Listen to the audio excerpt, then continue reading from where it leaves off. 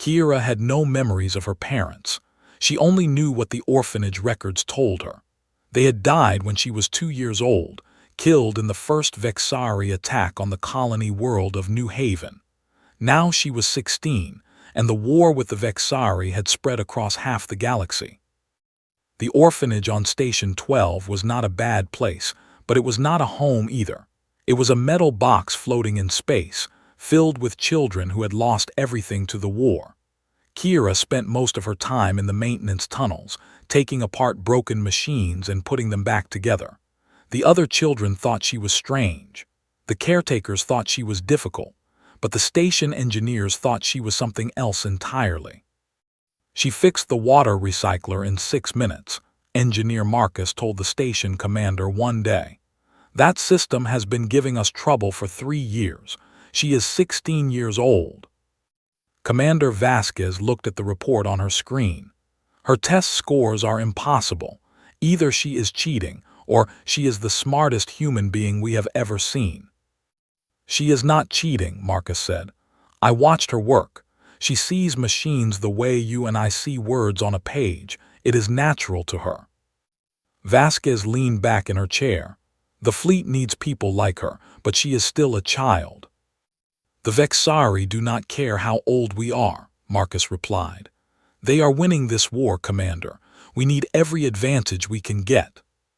3 weeks later, Kira was transferred to the military research station called Prometheus. She did not want to go, but she had no choice. Orphans had few rights in wartime. The military could take anyone they needed. Prometheus was different from anything Kira had seen before. It was massive, built inside a hollowed-out asteroid in a hidden corner of the solar system. Thousands of scientists and engineers worked there, trying to find ways to defeat the Vexari. The aliens had better ships, better weapons, and a population 10 times larger than humanity. Every battle was a desperate struggle just to survive. Kira was assigned to the propulsion research team. Her job was to study captured Vexari engine components and find ways to improve human ships. It was dangerous work. Vexari technology used strange energy signatures that could explode without warning. 3 researchers had died in the past year. But Kira loved it. For the first time in her life, she had purpose. She had machines to study, problems to solve, and people who actually valued what she could do. The other researchers were kind to her, treating her like a younger sister rather than a strange orphan girl. Dr. Samuel Okonkwo was the team leader. He was a tall man with gray hair and gentle eyes. He had lost his own daughter in the war, and he seemed to see something of her in Kira. "You have a gift," he told her one evening as they worked late in the lab. "I have been studying propulsion systems for 40 years. You understand things in weeks that took me decades to learn." Kira shrugged. She never knew how to respond to compliments. "I just see how things connect. The patterns are obvious to me." "They are not obvious to anyone else," Okonkwo said. "That is what makes you special." 6 months passed. Kira grew taller and more confident. She made her first major breakthrough by improving the efficiency of human fusion drives by 12%. The military was impressed. They gave her more resources and more responsibility. But the war was going badly. The Vexari had launched a massive offensive into the core worlds. 3 major colonies had fallen. Billions of humans had been killed or captured. The fleet was retreating on every front. Then everything changed. A scout ship discovered a damaged Vexari warship drifting near the edge of human space. It was a dreadnought-class vessel, the largest and most powerful type of ship the aliens had. It was also still mostly intact. The Vexari crew was dead, killed by some kind of internal explosion, but the ship itself was functional. The military made a decision. They would capture the dreadnought and bring it to Prometheus. If human scientists could understand how it worked, they might find a way to turn the tide of the war. The operation took 3 weeks. Engineers worked around the clock to stabilize the ship and prepare it for transport. When it finally arrived at Prometheus, The entire station gathered to watch it dock. Kira stood at the observation window, staring at the massive alien vessel. It was beautiful in a strange, terrifying way. The hull was smooth and black, like polished obsidian. Strange lights pulsed along its surface in patterns that seemed almost alive. "What do you think?" Okonkwo asked, standing beside her. "I think it is the most complicated machine I have ever seen," Kira said, "and I want to take it apart." Okonkwo smiled. "That is exactly what we are going to do." The next 3 months were the most intense of Kira's life. Teams of scientists swarmed over the dreadnought, studying every system and component. They made amazing discoveries. The Vexari used a completely different approach to engineering than humans did. Their ships were not built from separate parts. They were grown, almost like living things. Every system was connected to every other system in ways that defied human logic. Kira was assigned to study the ship's central computer core. It was the most mysterious part of the vessel. The Vexari computer did not use circuits or processors like human machines. Instead, it used some kind of crystalline matrix that stored and processed information in ways no one understood. For weeks, Kira made no progress. The computer seemed completely alien to her. She could not find any patterns, any logic, any way to understand how it worked. Then one night she had a dream. She dreamed she was standing inside the computer core, surrounded by crystals that glowed with soft blue light. The crystals were singing to her, making sounds that were almost like music, and suddenly she understood. The Vexari computer was not a machine at all. It was a network like a brain. Each crystal was like a neuron connected to millions of other crystals. Information did not flow through circuits. It resonated like sound waves bouncing through a concert hall. Kira woke up in her bunk, her heart racing. She knew what she had to do. She ran to the computer lab, not even stopping to change out of her sleep clothes. She pulled up her notes and began writing code. Not code for a human computer, but code for the Vexari system. Code that would resonate with the crystals instead of commanding them. By morning, she had created a basic interface. When she loaded it into the Vexari computer, something amazing happened. The crystals lit up, one by one, spreading light through the entire core. The computer was responding to her. "Dr. Okonkwo," she called into her communicator, "you need to see this. I think I just woke it up." Okonkwo arrived 20 minutes later with a team of researchers. They stared at the glowing crystals in amazement. "What did you do?" Okonkwo asked. "I learned how to talk to it," Kira said. "The Vexari do not program their computers. They teach them. They communicate with them. It is more like training an animal than writing software." "Can you control the ship?" one of the researchers asked. Kira hesitated. "I do not know yet, but I think I can learn." Over the next few weeks, Kira worked with the Vexari computer every day. She learned its language, its logic, its strange way of thinking. The computer was not intelligent, not really, but it was aware in a limited way. It could recognize her, remember her commands, and even anticipate what she wanted. Slowly, she began to understand the ship systems. The engines, the weapons, the life support. Everything was controlled through the central computer, and everything could be accessed if you knew how to ask. Then came the day that changed everything. Kira was working late in the computer lab when alarms started blaring throughout the station. Red lights flashed. Emergency announcements echoed through the corridors. "All personnel to battle stations. This is not a drill. Vexari fleet detected. Repeat, Vexari fleet detected." Kira's blood ran cold. The Vexari had found Prometheus. They were coming. She ran to the command center, pushing through crowds of panicked people. Commander Vasquez was there, surrounded by officers who were shouting reports and questions. "How many ships?" Vasquez demanded. 12 battle cruisers and 3 dreadnoughts, an officer replied. "They will be in weapons range in 4 hours." Vasquez's face went pale. Prometheus had only 6 defense ships, all of them much smaller than battle cruisers. They had no chance against a fleet that size. "Begin evacuation," Vasquez ordered. "Priority 1 is research data. We cannot let them capture our work." "There is not enough time," another officer said. "We can evacuate maybe half the station personnel before they arrive." Kira stood frozen, watching the chaos around her. Half the station. That meant thousands of people would be left behind.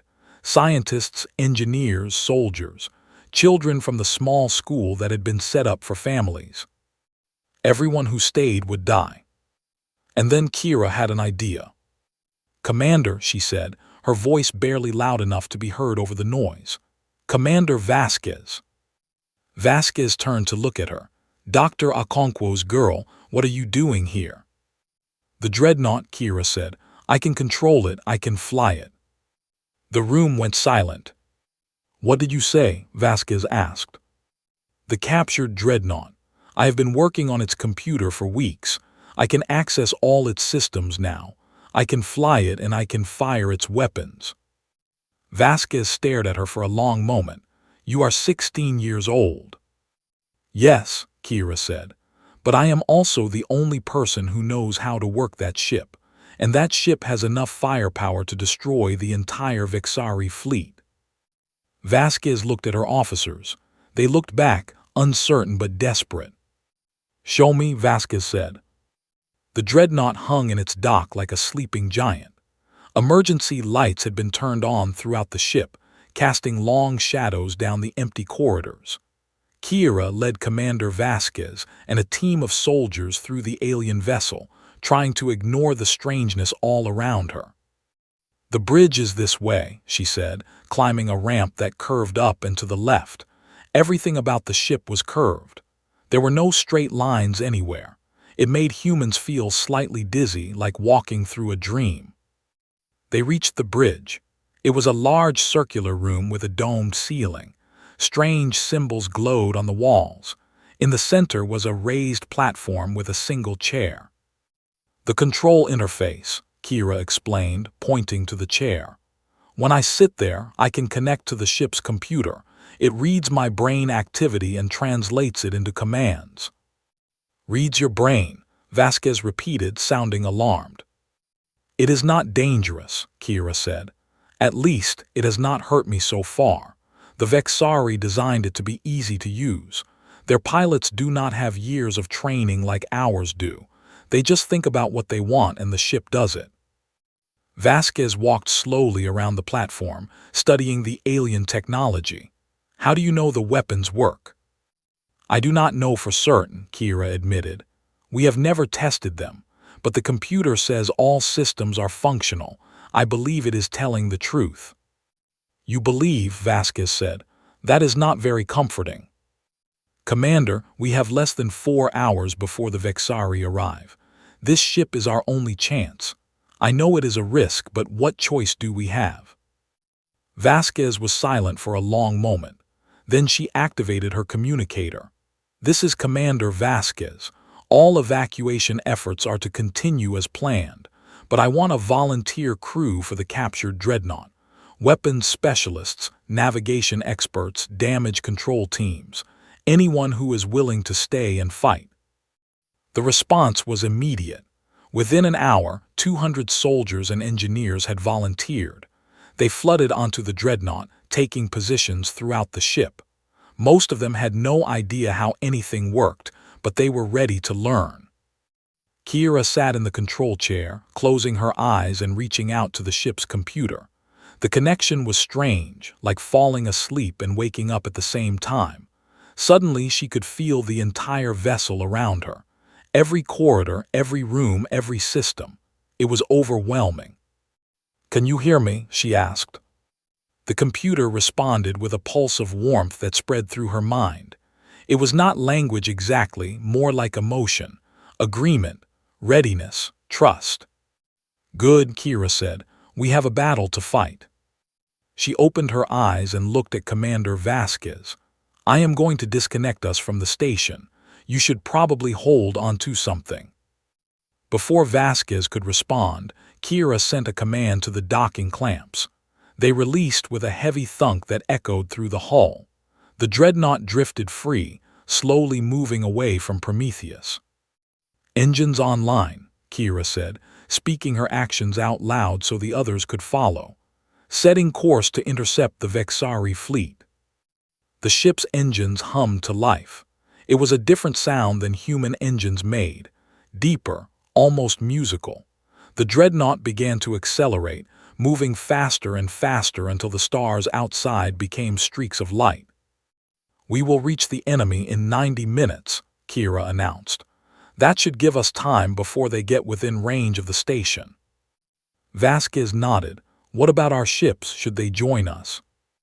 Kira shook her head. "They should stay to protect the evacuation. 6 small ships will not make much difference in this fight, but they can save lives if any Vexari get past us." "If any get past us," Vasquez repeated. "You sound confident."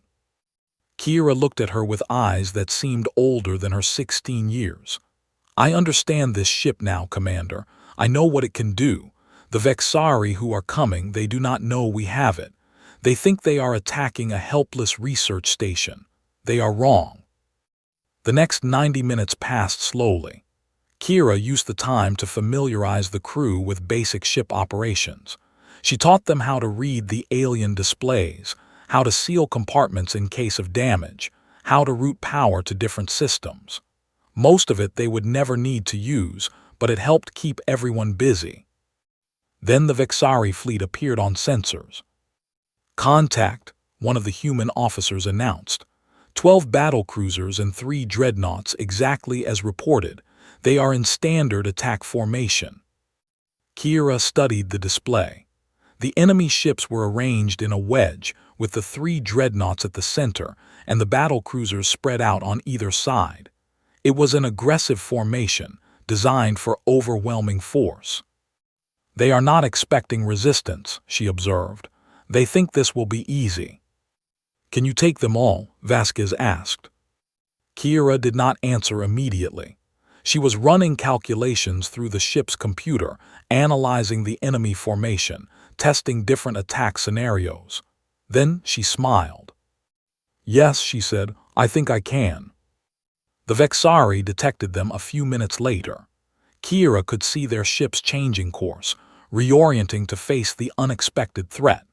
Confused radio signals crackled through the void as the aliens tried to identify the approaching vessel. "They recognize the ship," Kira reported. "They think it is one of theirs. They are asking for identification codes." "Can you respond?" Vasquez asked. "I could send fake codes, but they would know something is wrong. Better to keep them guessing." Kira sent a command and the dreadnought's weapon systems began charging. Besides, in about 30 seconds, they will have much bigger problems. The dreadnought's main gun fired. It was not like any weapon Kira had ever seen. Human ships used missiles and energy beams that traveled in straight lines. The dreadnought's weapon was different. It sent out a wave of distorted space, rippling outward like a stone dropped in still water. The wave hit the enemy formation and everything went wrong for the Vexari. 2 battlecruisers were caught in the center of the effect. Their hulls crumpled like paper, twisted by forces that should not exist. They exploded a second later, torn apart from the inside. The other Vexari ships scattered in panic. Their perfect formation dissolved as captains tried desperately to get away from the terrifying unknown threat. 2 ships destroyed, an officer reported, his voice shaking. "Direct hits. The others are breaking formation." "Good," Kira said. "Now we hunt." She pushed the dreadnought forward, chasing the fleeing ships. The alien vessel was faster than anything in the human fleet. It caught up to a battle cruiser in seconds, secondary weapons blazing. The smaller ship tried to fight back, but its weapons splashed harmlessly against the dreadnought's shields. Kira did not give it time to suffer. Another blast from the main gun reduced it to fragments. 3 down, she said, 12 to go. The battle became a strange dance through the void. The Vexari tried to regroup, to coordinate their attacks, but Kira was always one step ahead. She could feel their communications through the ship's computer, could sense their confusion and fear. They had never fought one of their own dreadnoughts before. They did not know how to counter it. One by one, the battle cruisers died. Kira destroyed them with cold efficiency, never giving them a chance to threaten Prometheus. Some tried to surrender, broadcasting peaceful signals in a dozen frequencies. She ignored them. The Vexari had killed billions of humans. They had destroyed her homeworld, murdered her parents. There would be no mercy today. Then only the 3 dreadnoughts remained. They had pulled together, forming a triangle formation with their shields overlapping. It was a defensive position, the kind of tactic you used when you were losing and trying to survive. "They are calling for reinforcements," Kira announced. "A larger fleet is 3 hours away." "Can you beat 3 dreadnoughts?" Vasquez asked. Kira considered the question. 3 ships, each one equal to her own. If they fought together, coordinated their attacks, they might be able to overwhelm her. She was a genius, but she was still only one person. Then she had another idea. "Commander, I need you to trust me," she said. "I am going to do something strange." "Stranger than what you have already done." Kira smiled. "Much stranger, I am going to talk to them." She reached out through the ship's computer, not with weapons but with words. The Vexari communication system was unlike anything humans used. It transmitted thoughts and emotions directly, like a telepathic link. Kira had been afraid to use it before, worried about what she might find in alien minds. But now she had no choice. Her consciousness expanded, touching the 3 dreadnoughts. For a moment she felt what the Vexari felt: fear, confusion, something that might have been shame. They were not monsters, she realized. They were soldiers, following orders from leaders who had told them that humans were enemies to be destroyed. Kira sent a message, not words exactly but concepts: strength, determination, the willingness to fight to the last breath, and underneath it all a question: is this really what you want? The Vexari commanders hesitated. She could feel them communicating with each other, debating, arguing. Some wanted to attack, others wanted to retreat. None of them wanted to die. Then slowly the 3 dreadnoughts began to turn. They were not attacking, they were withdrawing. "They are leaving," an officer said in disbelief. "The enemy dreadnoughts are leaving." Kira let out a breath she did not know she had been holding. "Let them go. They will tell others what happened here. They will spread the word that humans have weapons that can match their own." "You showed them mercy," Vasquez said quietly. "I showed them wisdom," Kira corrected. "Dead enemies cannot spread fear. Living ones can. By tomorrow, every Vexari commander will know that attacking human stations is no longer safe." Vasquez was silent for a long moment, looking at the young girl who had just changed the course of a war. "You are remarkable," she finally said. "Truly remarkable." Kira shrugged, suddenly feeling her exhaustion. The connection to the ship's computer was draining and she had been fighting for hours. "I am tired. Can someone else fly us home?" There was laughter in the bridge, breaking the tension. Human laughter, warm and relieved. They had survived. They had won. And nothing would ever be the same again. The weeks after the battle were chaotic. Prometheus was flooded with military officers, scientists, and politicians, all wanting to study the captured dreadnought and interview the girl who had flown it. Kira found herself pulled from one meeting to another, answering the same questions over and over again. "How did you learn to control the ship?" "I studied it. I listened to it. I taught myself." "Can you teach others?" "Maybe. I do not know yet. The connection seems to require a specific kind of mind." "What are the Vexari really like?" "They are afraid of us now. That is all that matters." Dr. Okonkwo tried to protect her from the worst of the attention, but there was only so much he could do. Kira was too important now, too valuable. The military wanted to use her as a weapon. The politicians wanted to use her as a symbol. Everyone wanted something. One night she escaped to the observation deck looking for some peace.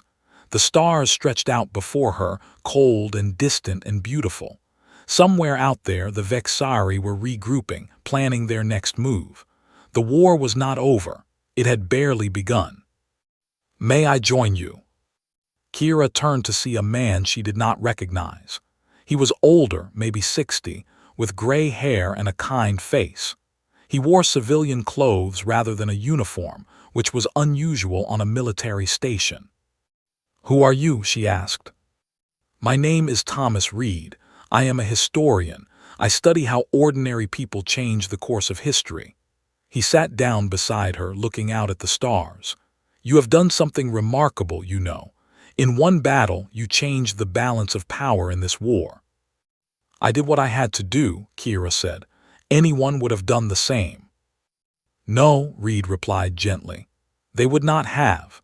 Anyone could have tried to control that ship, but only you succeeded. Anyone could have faced that fleet, but only you had the courage to fight and the wisdom to show mercy. You are not ordinary, Kira. You are exceptional." Kira was quiet for a moment.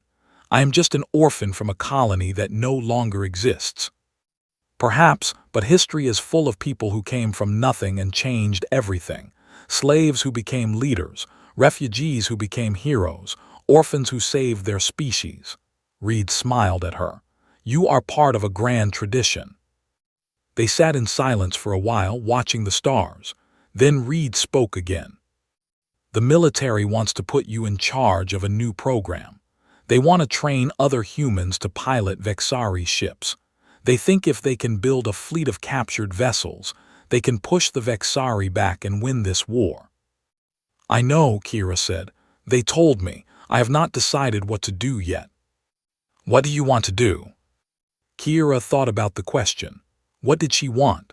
For most of her life, she had just wanted to survive, to find a place where she belonged, to understand the machines that fascinated her. She had never thought about wanting more than that. But now, for the first time, she could see a future, not just for herself, but for all of humanity. A future where humans were not victims, not refugees, not desperate survivors. A future where they could fight back and win. "I want to end this war," she said finally. "I want to make sure that no other children have to grow up in orphanages because aliens destroyed their homes. I want to build something better than what we have now." Reed nodded. "Then that is what you should do." The next day, Kira accepted the military's offer. She became the head of Project Phoenix, named after the mythical bird that rose from the ashes of destruction. Her job was to understand Vexari technology and teach others how to use it. It was the most important project in the history of humanity. She was still only 16 years old. The first challenge was finding people who could connect to Vexari computers. Kira tested hundreds of volunteers, searching for the rare individuals whose minds could interface with the crystalline systems. Most could not do it at all. A few could manage basic commands, but nothing more. Then she found Marcus. He was a young soldier, only a year older than Kira, with dark skin and thoughtful eyes. He had been a communications officer on a patrol ship before volunteering for Project Phoenix. When Kira tested him, she discovered something amazing. "Your connection is almost as strong as mine," she told him after the test. "How did you do that?" Marcus shrugged. "I do not know, it just felt natural, like the computer was a friend I had known for years." Kira smiled. "Welcome to Project Phoenix." Over the next few months, she found more people like Marcus. Not many, perhaps 1 in 10,000, but enough. They were the pilots, the elite group who could fly captured Vexari ships. Kira trained them personally, teaching them everything she had learned about alien technology. While the pilots trained, other scientists studied the dreadnought. They learned how to repair Vexari ships, how to manufacture ammunition for their weapons, how to grow new components using alien biotechnology. Slowly, humanity began to understand its enemy. And the enemy was worried. Intelligence reports showed that the Vexari were pulling back from the front lines. They were consolidating their forces, building defenses, preparing for a human counterattack. For the first time in the war, they were on the defensive. "We should strike now," Admiral Chen argued at a strategy meeting, "before they can finish their preparations." "We do not have enough ships yet," General Harrison countered. "We have 1 dreadnought and 4 captured battlecruisers. That is not enough to invade Vexari space." "Then we capture more," Chen said. "Every battle gives us more ships to use against them." The argument went back and forth for hours. Kira listened quietly, taking notes, learning how military leaders thought. Finally, Commander Vasquez turned to her. "What do you think, Pilot Kira? You know these ships better than anyone." All eyes turned to the teenage girl at the end of the table. Kira took a deep breath. "The Admiral is right that we should attack, but the General is right that we do not have enough ships. We need a different approach." She stood up and walked to the tactical display. "The Vexari have one major weakness. They think in groups. Their whole society is built around consensus and cooperation. They do not expect individuals to act alone." "What are you suggesting?" Vasquez asked. "I am suggesting we stop fighting like an army and start fighting like ghosts. Small teams, hitting targets where they are not expected, capturing ships, destroying supply lines, spreading confusion. The Vexari will not know how to respond. Their system is not designed for that kind of warfare." "Guerrilla tactics," General Harrison said slowly, "in space." "Exactly. We cannot match them in strength, but we can beat them in creativity. That is what humans do best." The military leaders discussed her proposal for several days. In the end, they approved a modified version. Project Phoenix would continue training pilots and capturing ships, but they would also begin targeted raids into Vexari territory. The goal was not to conquer space, but to make the enemy afraid. The first raid was a success. A team of 3 pilots flew captured battlecruisers into a Vexari supply depot and destroyed it before reinforcements could arrive. They escaped without losses, bringing back valuable intelligence and 2 more captured ships. More raids followed. The Vexari responded by increasing patrols and tightening security, but it was never enough. The human raiders always seemed to know where the defenses were weakest. They struck and vanished, leaving chaos in their wake. Kira led many of the raids herself. She flew the original dreadnought, now nicknamed Phoenix, after the project it had inspired. Her crew adored her. Her enemies feared her. Stories spread through both human and Vexari space about the girl who had turned a captured ship into a weapon of terror. But the war was not just about killing. Kira remembered the 3 dreadnoughts that had retreated after the first battle, and she remembered the fear she had felt in the Vexari commanders' minds. Not the fear of death, but the fear of meaninglessness. They did not understand why they were fighting anymore. She began sending messages to the Vexari, not threats or demands but questions. "Why are we fighting? What do you really want? Is there another way?" Most of the messages were ignored. Some were answered with hostility, but just a few, received thoughtful responses. There were Vexari who were tired of the war, Vexari who wondered if their leaders were wrong, Vexari who wanted peace. Kira collected these responses carefully, building a database of potential allies within the enemy population. It was a long game, one that might take years to play out, but she believed it was important. "You cannot negotiate with them," Admiral Chen told her one day. "They are monsters who killed billions of our people." "They are not monsters," Kira replied. "They are afraid just like we were afraid. Fear makes people do terrible things, but it does not have to last forever." Chen shook his head. "You are too young to understand." "No," Kira said quietly. "I am young enough to imagine something better." 2 years passed. Kira turned 18, though she did not celebrate. There was too much work to do. Project Phoenix had grown from a small research group to a full military division, with dozens of pilots and hundreds of support staff. They controlled 23 captured Vexari ships, including 4 dreadnoughts. The war had shifted. Humanity was no longer losing. The Vexari still held more territory and more resources, but they were no longer advancing. The endless raids had worn them down, and the fear of capture had made their commanders cautious and slow. Then came the message that changed everything. It arrived on a standard communication frequency, broadcast openly for all to hear.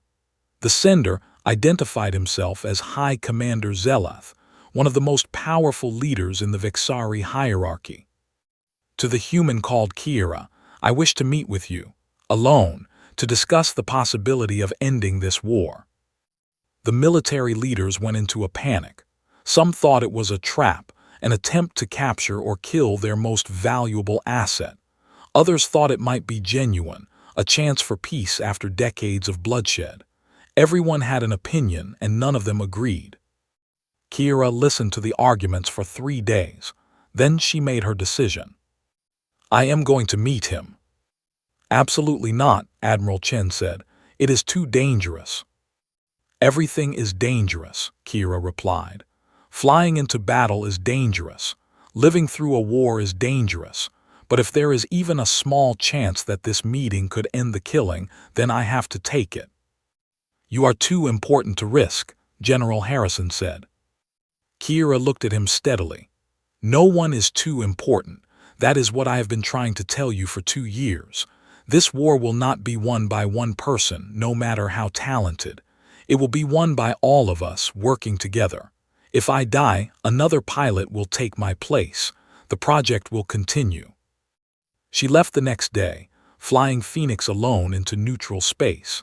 The meeting point was a small moon orbiting an uninhabited planet, far from any military installations on either side. Kira landed her ship and walked out onto the barren surface, wearing a pressure suit. Zeleth was waiting for her. The Vexari High Commander was tall, even by alien standards. His skin was dark blue, almost black, covered in patterns that glowed faintly in the dim light. His eyes were large and yellow, with slit pupils like a cat. He wore no armor, no weapons, just simple robes that marked his rank. You are smaller than I expected, he said. His voice was translated by a device on his collar, turning the alien sounds into words Kira could understand. You are taller, she replied. Does size matter? Zeleth made a sound that might have been a laugh. No, I suppose it does not. They stood facing each other on the airless moon, 2 beings from different worlds separated by war and death.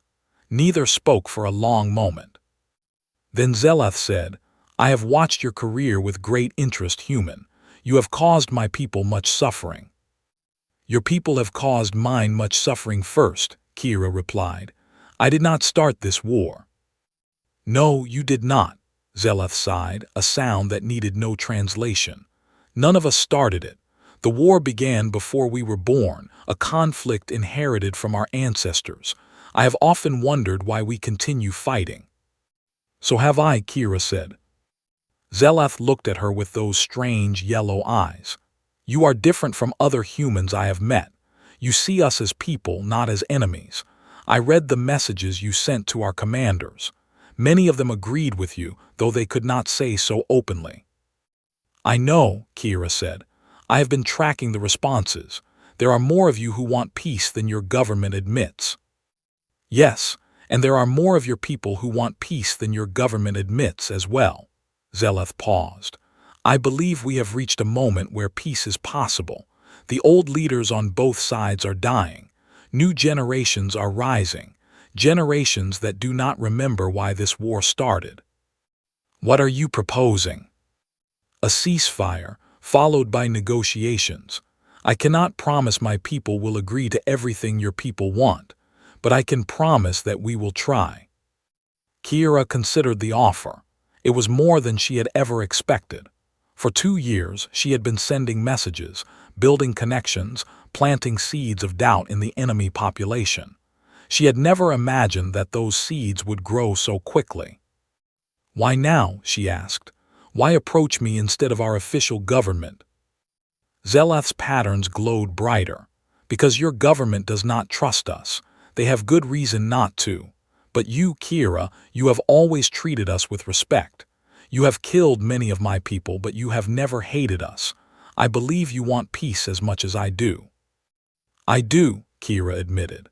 I have wanted peace since I was a child, watching other children cry because their parents had been killed. I have wanted peace since I learned how many Vexari children cry for the same reason. Then help me end this war, not as a soldier but as a bridge between our peoples.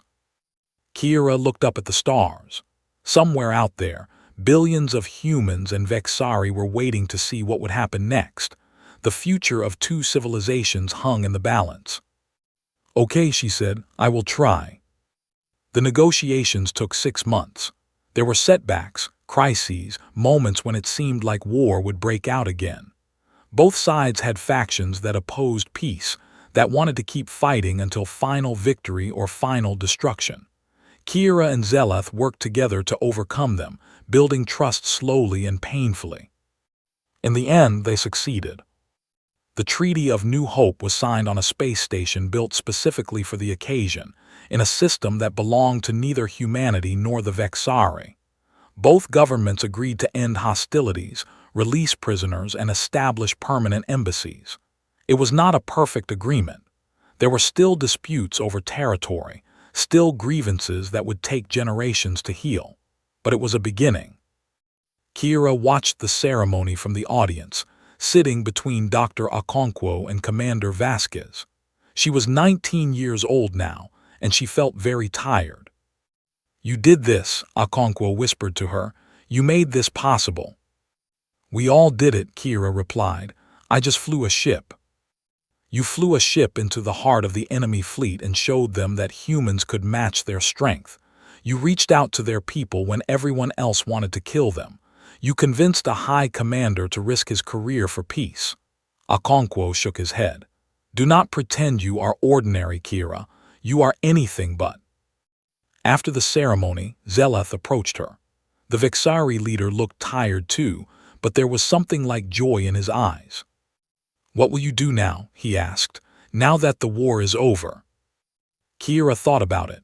For the first time in years, she had choices. She could continue working with the military, training new pilots and studying alien technology. She could go back to pure research, exploring the mysteries of the universe. She could travel, see all the worlds she had only read about. She could even try to find out more about her parents, learn who they were before they died. But she already knew what she wanted to do. I want to build something new, she said. Not just a peace treaty, but real connection between our peoples. Schools where human and Vexari children learn together. Research stations where scientists from both species work on problems that affect everyone. A future where we are not just neighbors, but partners. Zelath nodded slowly. That is a big dream. All the best dreams are big, Kira said. I learned that from an orphanage on a space station, surrounded by children who had lost everything. We dreamed of better lives, and sometimes those dreams came true. The Vexari High Commander extended his hand, a human gesture he had learned during the negotiations. Kira took it, feeling the strange texture of his skin against her palm. Then let us build that future together, Zelath said. You and I and everyone who believes in something better. Kira smiled, the first real smile she had felt in a very long time. Behind her, the stars stretched out forever, full of possibilities. The war was over. The future was beginning. And for an orphaned girl who had once had nothing, everything was finally possible. She had reprogrammed a starship and altered the course of war. Now she would help reprogram two civilizations and alter the course of history. It was what humans did best.